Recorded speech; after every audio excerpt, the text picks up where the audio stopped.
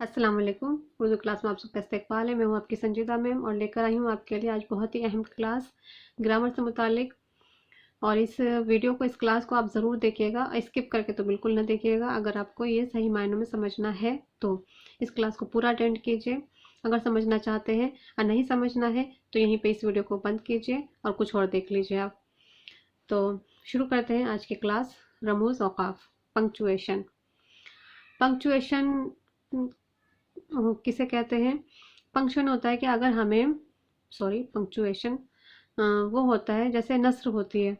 नस्र में कहीं पे हमें ठहरना है, कहीं पे हमें कोई सवाल पूछना है, कहीं पे हमें किसी की कही हुई बात कोई कोट करनी है, तो उन सब जगहों पे हम जो अलामत इस्तेमाल करते हैं वहाँ पे उन अलामत को रमूज़ औक़ाफ़ कहा जाता है।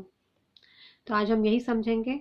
और यहाँ पे जो रमूज़ औक़ाफ़ मैंने लेकर आई हूँ वो सारे आपके अहम हैं। वैसे तो बहुत सारे होते हैं लेकिन जो अहम है, जिस पे सवाल आते हैं और जो ज़रूरी है, सिर्फ वही रमूज़ औक़ाफ़ आपको पढ़ना है। खामखा की बहुत सी चीज़ें नहीं पढ़नी है आपको। और इधर उधर भी मत देखिएगा। अगर आप इसमें देखें कि इसमें इतने ही मैम ने इस्तेमाल किए तो और भी दूसरे वीडियो में, किसी और की वीडियो में जाके आप वो सारी चीज़ें पढ़ने लगेंगे तो आपका जो मतलब मुद्दा है पास होने का वो नहीं हो पाएगा। तो जितना मैं पढ़ा रही हूँ आप उतना ही पढ़िए, उतना ही पढ़ लेंगे तो आपका बेड़ा पार हो जाएगा। तो चलिए शुरू करते हैं। पहला जो है हमारा ख़त्मा। ख़त्मा कहते हैं फुल स्टॉप को। मैंने सबके आगे निशान बना दिया है ताकि आपको आसानी हो समझने में। ख़त्मा फुल स्टॉप को कहते हैं, लेकिन आप इसका नाम उर्दू में ही याद रखिए। उर्दू में ही इसको बोलिए ताकि आपको याद हो जाए कि इस निशान को कहते हैं, क्या कहते हैं? ख़त्मा कहते हैं। इस्तफ़हामिया सवालिया दोनों एक ही चीज़ है। इस्तफ़हामिया सवालिया आप नाम भी याद रखिएगा। जैसे अगर ये दे दे निशान सिंबल बना के, आप पूछ ले कि इस निशान को हम क्या बोलेंगे, तो आपको उसका नाम पता होना चाहिए। ठीक है। इस्तफ़हामिया सवालिया। कौसैन, कौसैन कहते हैं ब्रैकेट को। वावेन, वावेन कहते हैं इन्वर्टेड कॉमास को। सक्ता, सक्ता कॉमा को कहते हैं। वक्फा कहते हैं, वक्फा भी कॉमा होता है लेकिन यहाँ पे हमें थोड़ी देर के लिए ठहरना होता है, इसलिए वक्फा, वक्फा मतलब ठहरना होता है। राब्ता कहते हैं कॉलन को, कनेक्शन को। नदाइया, फजाइया दोनों का एक ही सिंबल होता है, एक ही अलामत होती है। नदाइया जब पुकारने के लिए हम इस्तेमाल करते हैं, पुकारने वाला अल्फाज जो हम बोलते हैं उसको नदाइया कहते हैं।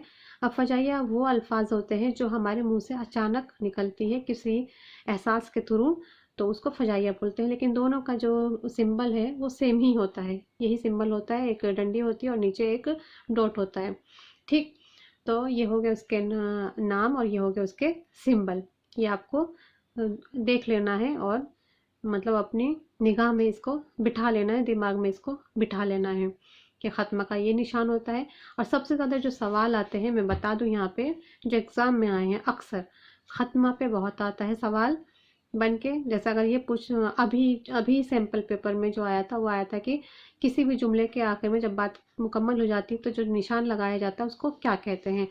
तो इस तरीके के सवाल पूछे जाते हैं ख़त्मा से रिलेटेड। ठीक है। ख़त्मा, सवालिया, वावेन, सक्ता और फजाइया, ये चीज़ें अहम हैं। ठीक है, इस पे ज़्यादा सवाल बनकर आते हैं।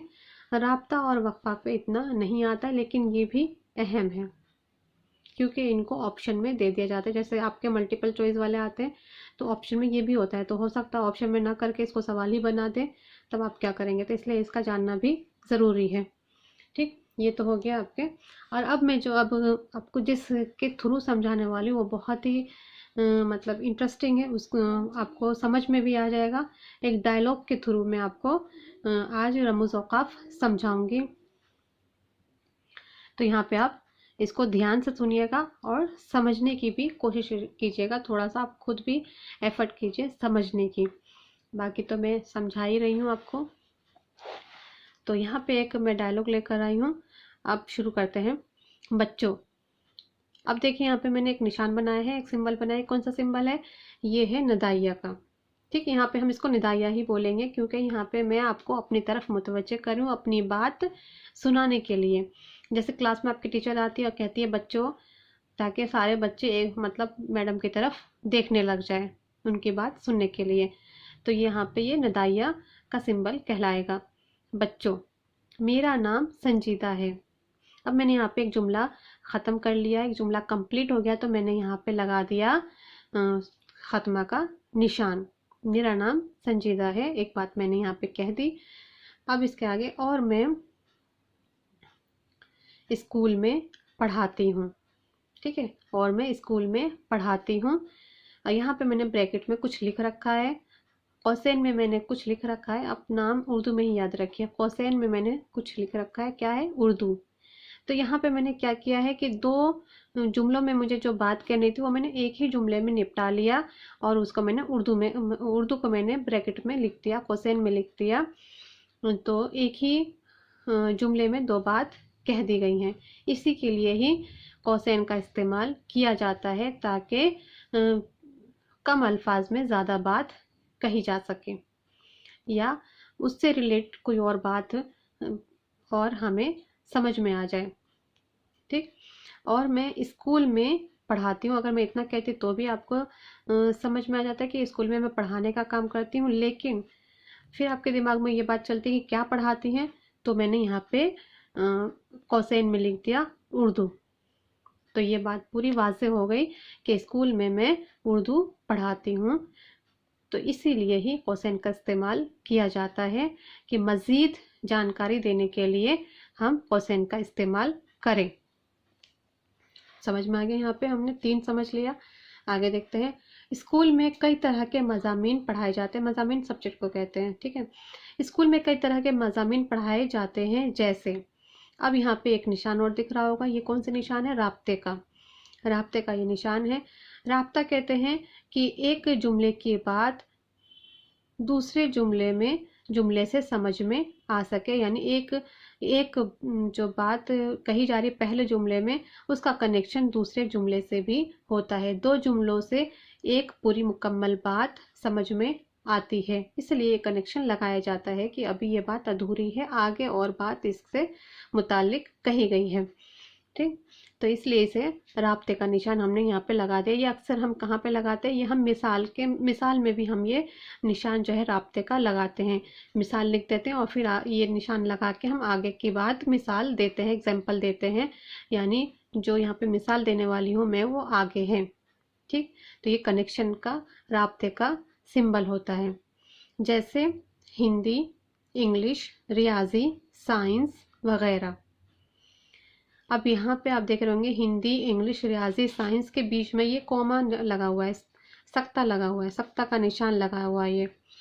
तो यहाँ पे हम सख्ता का निशान इसलिए लगाते हैं ताकि चीज़ों को अलग अलग किया जाए। ठीक, ये अलग अलग सब नाम है, इन सब नामों को अलग अलग करने के लिए सख्ता का इस्तेमाल किया जाता है कि ये भी है, ये भी है, ये भी है और ये भी है। कई नामों को एक साथ लिखने के लिए हम सख्ता का इस्तेमाल करते हैं। हिंदी, इंग्लिश, रियाजी, साइंस वगैरह। ठीक, अब यहाँ पे ये बात पूरी देख लीजिए और समझ लीजिए सही से। स्कूल में कई तरह के मज़ामीन पढ़ाए जाते हैं। यहाँ पे एक जानकारी दी जा रही है कि स्कूल में कई तरह के सब्जेक्ट पढ़ाए जाते हैं, जैसे अब जैसे हमने ये लिख दिया, ये निशान बना दिया, तो अब कौन कौन से पढ़ाए जाते हैं अब आगे इसके बारे में पता चलेगा कि हिंदी, इंग्लिश, रियाजी, साइंस वगैरह ये सारे मज़ामीन स्कूल में पढ़ाए जाते हैं। ओह ओह, उर्दू तो हम भूल ही गए। अब यहाँ पे ये जो सिंबल आया है, अलामत आई है, ये है फजाइया, यानी कोई बात मुझे याद आई और मेरे मुंह से अचानक निकला, ओह उर्दू तो हम भूल ही गए, यानी ये सब मैंने मेंशन किया और उर्दू तो रह ही गया था, तो यहाँ पे ये वाला सिंबल इस्तेमाल कर लिया गया। तो फजाइया के लिए जो अक्सर जो अल्फाज है वो है ओह, हाय, उफ। तो इस तरीके के अल्फाज है फजाइया के लिए। अच्छा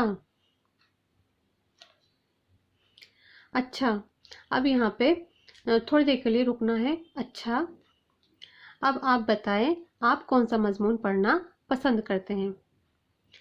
तो यहाँ पे वक्फा का हमने इस्तेमाल किया, वक्फा की अलामत हमने इस्तेमाल किया। अच्छा, अब आप बताएं आप कौन सा मजमून पढ़ना पसंद करते हैं। यहाँ पे मैंने आपसे सवाल पूछा, इसलिए यहाँ पे सवालिया निशान लगा दिया। जहाँ भी सवाल वाले जुमले होंगे, क्या, क्यों, कैसे, कब, कहाँ, किधर, किस लिए, ये सारे जब ये अल्फाज आते हैं तो वो सवालिया निशान ही आखिर में लगता है। ठीक है।